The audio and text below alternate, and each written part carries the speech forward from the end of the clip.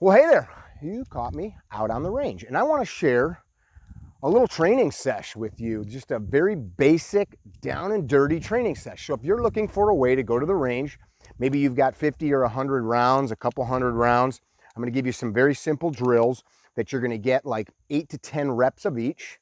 You're going to do some diagnostics based on the target and maybe a timer, and then you'll move on to the next drill. Not all of us have unlimited resources for ammunition, for range time, for time in general. It would be nice.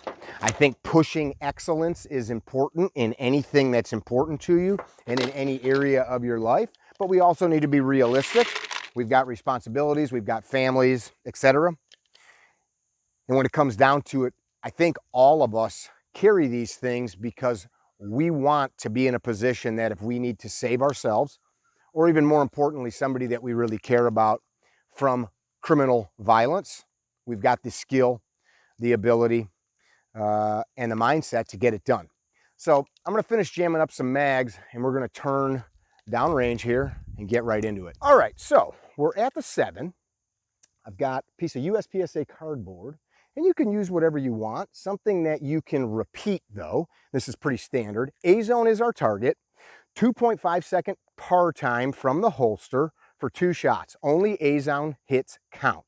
If you miss, you get a penalty. I'll tell you about that in 1 second. 2.5 seconds for 2 shots from the holster is totally doable. But if you're not yet getting that, let's build up to it, and we'll talk about how to do that. If you're blazing fast and you're like, dude, I can shoot a sub 2 second bill drill, well then I think that you should work on doing those in 1.5 seconds or whatever's going to help you, right? I think if you're shooting those kinds of times, you're probably not watching this video. That said, if you miss and you hit in the C zone or you miss the target altogether, hard pause, clear the gun out, and you're going to dry fire 10 reps. So I'm not going to do 10 reps for all of these because it's going to be boring for you. But the first course of fire is going to be the 2 shots, 2.5 seconds, A-zone from the holster, and you're gonna do 10 reps, so that'll be 20 rounds. Do you get to add time if you've got a cover garment on? The answer is no. The problem is still the same regardless of how you choose to dress. So I would train accordingly, meaning I would get good reps in. It's hot today, I'm not putting cover garments on, and that's just that. So good loading process. Lock the slide to the rear, cant the mag well inboard, seat lock, tug, cycle. If you're gonna press check, do it. If not, don't. I don't care. If you've got a decocker or a safety, do that now. Verify the trigger guard's clear, verify the holster is clear. And here we go. And yes, I'll show you the cardboard on the way. Stand by.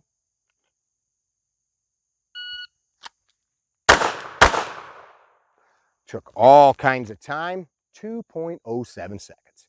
Here we go, let's do it again.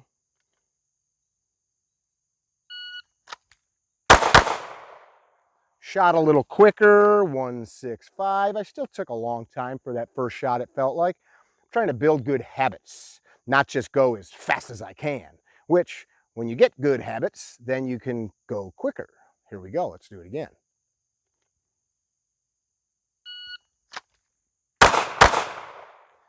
Part of the reason we train 196 is to improve. And to improve, we got to not only watch the target, watch the timer, but we also need to feel, right? We need to be able to feel what's happening. And I don't mean like, Luke, stretch out. That's not what I mean. I just drew and I literally felt that I did not have as tight a contact with my dominant finger into the trigger guard as I like. It caused me to hesitate for a second. I still drew and finished the drill, but I know that that was not my proper master grip, as it's called in the trade. We'll do a couple more reps, and here we go. I chose to be very deliberate about contact because I want to ingrain good habits. I'm not here doing this to just get good drill times. This is the problem with shooting drills. I'm not trying to get good at the drill. I am intending to get good and develop good processes of all the individual steps, from loading the gun to how I grip the gun, how I draw the gun, how I see the sights. Ever since my injury to my right side, I'm having to be more deliberate than I had to be with my grip a couple years ago before the injury, but we're working back to it. So I'll show you that target real quick, and then we'll move to the next drill. So you're gonna run this for 10 reps, 20 total rounds. So we see we got all A-zone hits. Now the next one we're gonna do at the same target distance, and par time's gonna stay the same, target zone's gonna stay the same. This time what we're changing, I'm gonna move you a little bit, kids. I'm gonna move you right here. Let me see what that looks like. Oh, that's pretty nice. Except now I'm gonna move my feet. So I'm gonna do the same drill, the same exercise, except now I'm gonna add a step or two to the left or the right. Does that make sense to you? Let's do it. Eyes and ears again. These little audiomorphics from Pro Ears, like I was telling you earlier, are pretty nice. How about I top this blaster off? All right, here we go. I'm closer to about 8 yards now, but that works fine for what we're doing. Here we go.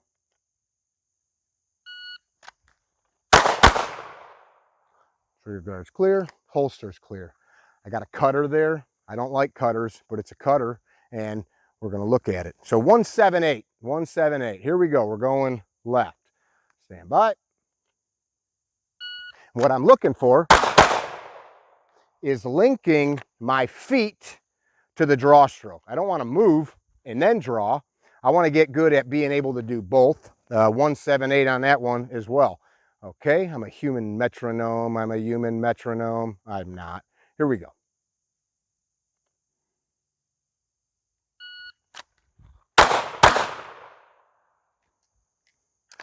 And we'll get one more. That one was 184. If you noticed, if you watched, I shuffled that time just to see how it changed the process.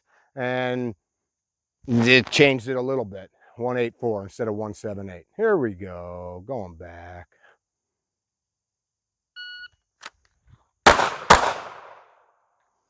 Trigger guard's clear, holster's clear. 194. Boy, the sunlight's coming in behind me all of a sudden through the trees. Let's see if I can find it. And it is making the Ameriglow sight. Can I show you? Can I show you? I don't know. All of a sudden it's like bright as day. So heading on down, here's that cutter I was pointing out to you. But it is a cutter, and I don't like cutters because they're like almost misses, you know? And almost misses means you almost miss. So that's that.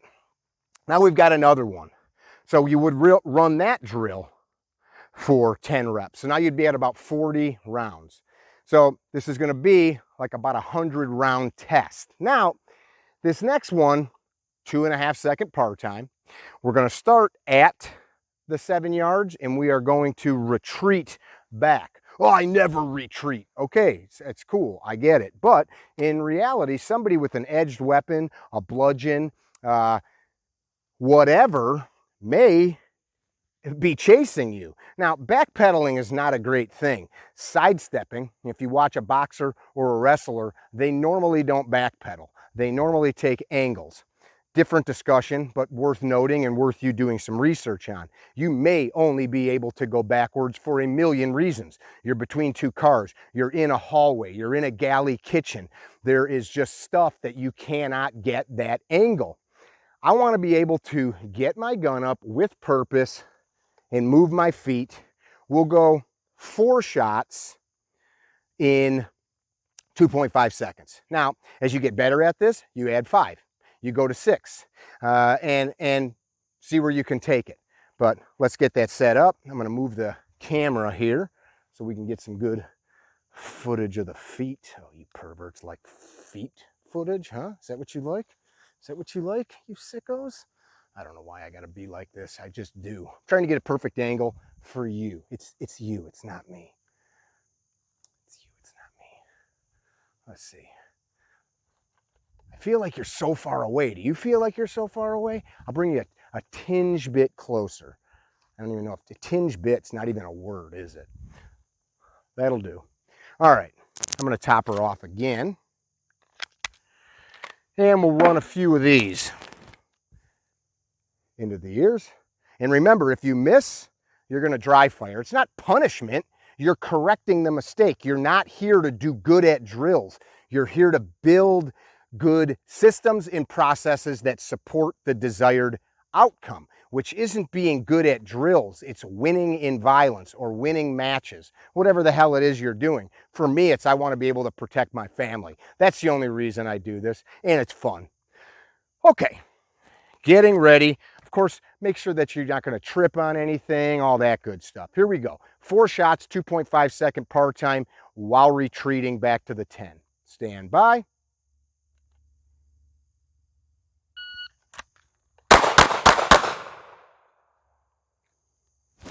2, 1, 5.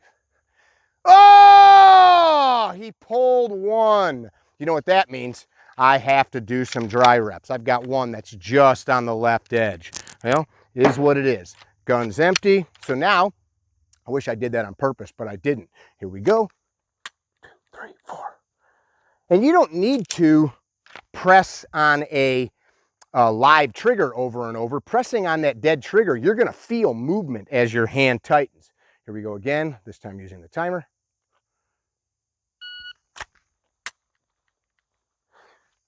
Dry fire teaches you so much if you're aware. So this is what you will have to do. I wish I choreographed it, but I didn't. Every great shooter I talk to, every class we do, it always comes down to the grip, the trigger press, the sight picture, and grip is where most of it falls apart.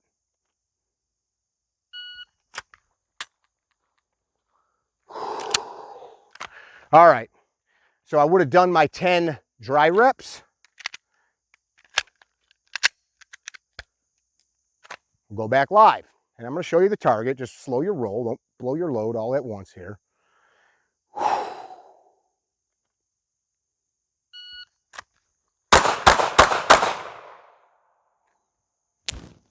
237. Felt a little bit like I needed to take some time, which I did. 237, got good hits. Okay, do it again. A couple more times.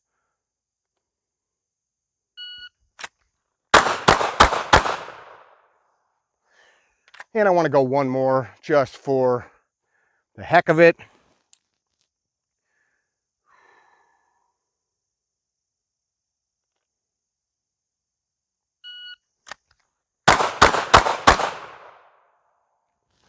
Two, 4, 4. So let's take a look at that target. See where we're at. I'll show you that mic, that dirty, dirty mic. She's out. There's no denying it. There's the rest of the target. So sometimes you miss. I don't accept that. You fix it. That's why you're here. Again, you're not here to just get home runs. You're here to figure out how to get better at whatever it is. Let's just break it down. What problem am I trying to solve? What do I need to do to get there? You know, I'm talking to some martial arts buddies, some guys that are high-level jiu-jitsu dudes.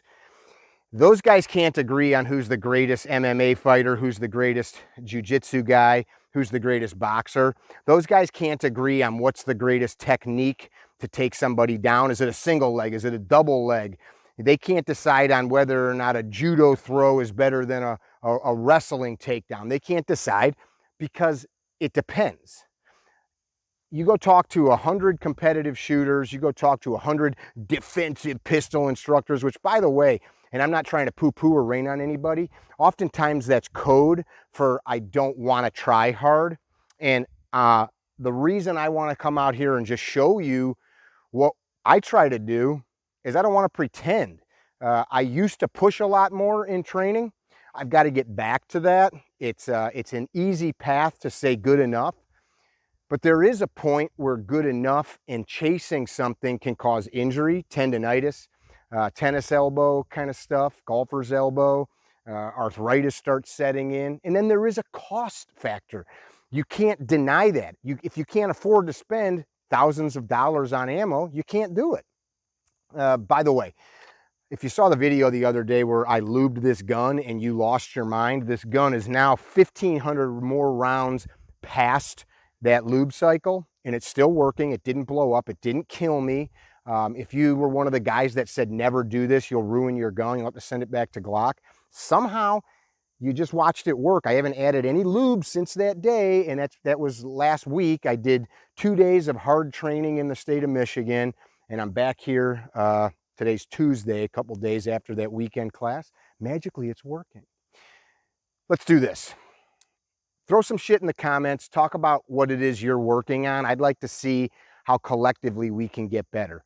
Regardless of if you're a boxer, a sword slayer, a freaking unicycle rider, you've got to get good at that thing. A boxer is good at throwing his hands, moving his feet, not getting hit in the head, and blocking, right?